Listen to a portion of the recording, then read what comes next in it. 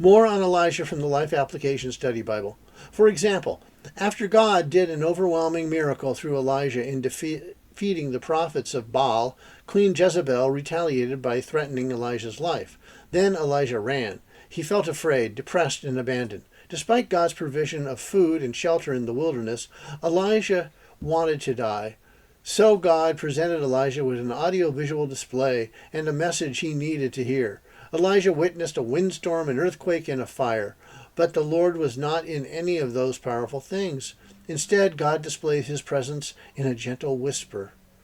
Elijah, like we often do, still struggled with his feelings even after this comforting message from God. So God confronted Elijah's emotions and commanded action. He told Elijah what to do next and gave him encouraging news to help with his feelings of loneliness. 7,000 others in Israel were still faithful to God. Even today, God often speaks through the gentle and obvious rather than the spectacular and unusual.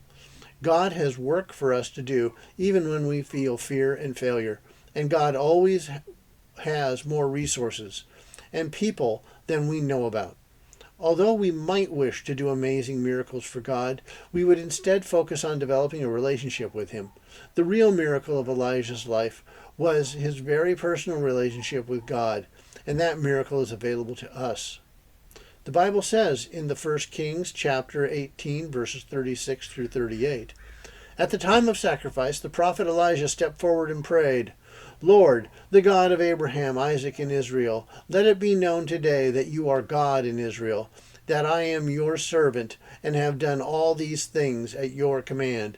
Answer me, Lord, answer me so these people will know that you, Lord, are God, and that you are turning their hearts back again.'